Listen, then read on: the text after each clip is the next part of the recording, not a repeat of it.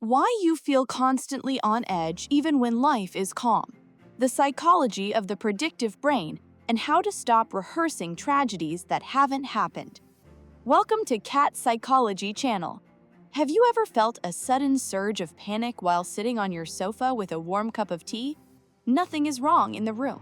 The doors are locked, the bills are paid, yet your heart is racing as if a predator is lurking behind the curtains. Today, we are exploring a revolutionary idea. You don't have an anxiety problem, you have a prediction problem. This perspective shifts the focus from your emotions to your biology, specifically how your brain attempts to safeguard your future by simulating every possible disaster. We often think of anxiety as a broken alarm system, but in reality, it is a highly sophisticated, albeit overactive, prediction engine. The human brain is not a reactive organ, it is a predictive one. It does not wait for the world to happen to it. Instead, it constantly builds models of what might happen next, based on past data. This concept is known as the Predictive Processing Framework. Imagine a cat watching a feather wand. The cat isn't just reacting to where the feather is now, its brain is calculating where the feather will be in 3 seconds, so it can pounce accurately. Your brain does the same with your life, but instead of feathers, it calculates social rejection, financial instability, or health scares. When your brain lacks clear data about the future, it fills the gaps with the worst-case scenarios to ensure you are prepared. This is why uncertainty feels more painful than a known negative outcome. In her groundbreaking book, How Emotions Are Made: The Secret Life of the Brain, world-renowned neuroscientist and psychologist Dr. Feldman Barrett explains that your brain's primary job is budgeting your body's energy. She writes, "Your brain's most important job is not thinking, it's running a physiological budget for your body. When your brain predicts a threat, it prepares the budget for a fight or flight response.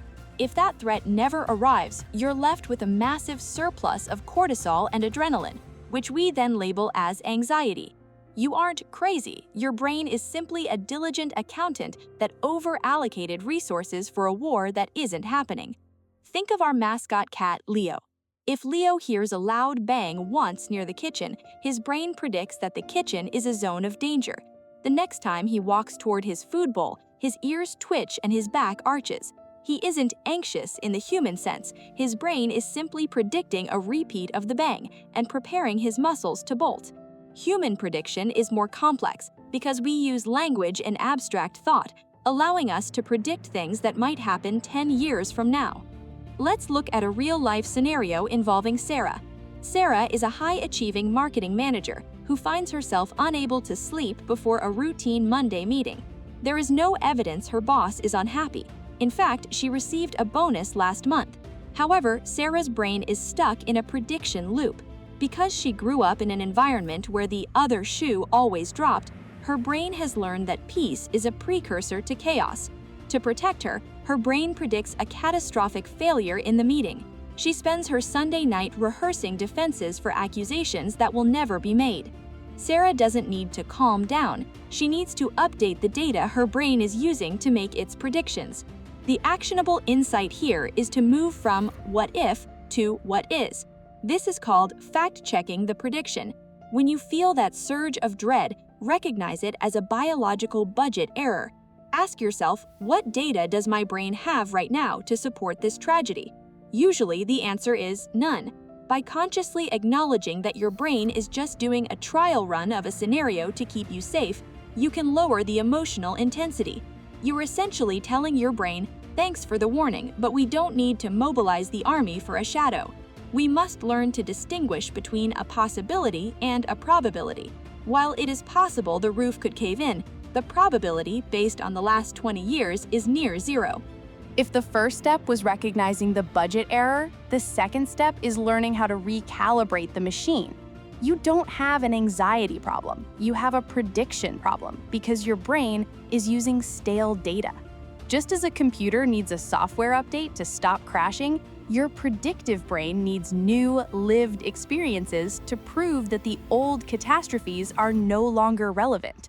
We often try to think our way out of anxiety, But the brain's predictive loops are rarely broken by thought alone. They are broken by action and sensory input.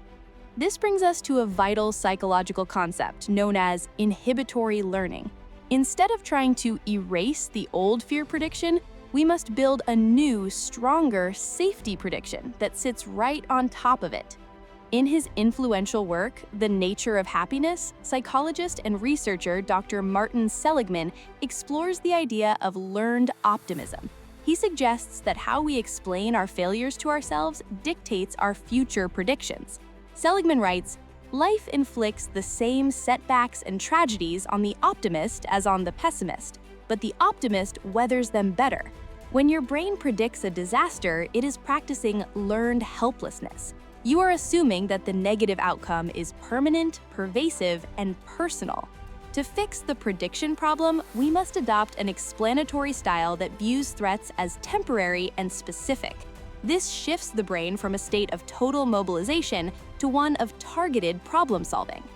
Consider the cat mascot of our channel, Leo, once again. Imagine Leo's owner brings home a vacuum cleaner. At first, Leo's brain predicts that this loud, moving monster is a predator. He hides under the bed, his body budget screaming danger. However, if the owner leaves the vacuum off and places a treat on top of it, Leo's brain receives new data. Slowly, he approaches. He eats the treat. The monster didn't bite. Over time, through repeated exposure to the vacuum while it is silent, Leo's brain updates its prediction. The vacuum is no longer a predator, it is a treat dispenser. Leo didn't need to talk himself out of fear, he needed his senses to provide data that contradicted his brain's initial scary prediction. This is exactly how we must handle our prediction problem. Take the example of James, a social media manager who developed a crippling fear of checking his emails.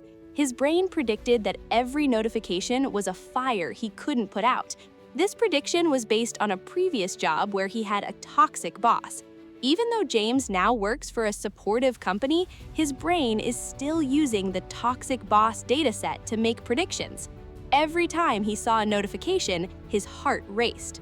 To solve this, James started a practice called positive data logging.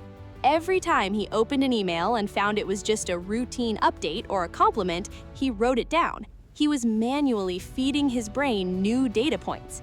After 3 weeks, his brain's prediction engine shifted. The notification sound no longer triggered a fight or flight response because the safety prediction became stronger than the danger prediction. The actionable insight here is controlled micro-exposures.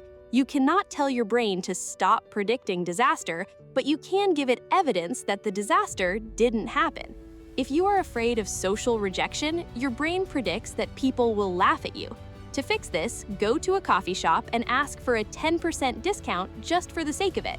When they say no and the world doesn't end, your brain receives a massive prediction error signal. It says, wait, I predicted a social catastrophe, but all that happened was a simple no. These prediction errors are the only way to rewire the brain. As we wrap up this exploration, remember that your brain is always trying to be your best friend. It isn't trying to make you miserable, it's trying to keep you alive. But sometimes your friend is overprotective and a bit of a pessimist. Your job is to be the wise leader who shows the brain that the world is much safer than it imagines. Stop being a victim of your brain's simulations and start being the director of its data. If you found this perspective helpful, please subscribe to Catsychology for more deep dives into the mechanics of your mind. Like this video to help others find relief from their prediction problems, and leave a comment below. What is one disaster your brain predicted today that actually never happened? Let's share our stories and help each other update our datasets. Until next time, keep observing, keep questioning, and keep giving your brain the safety it deserves.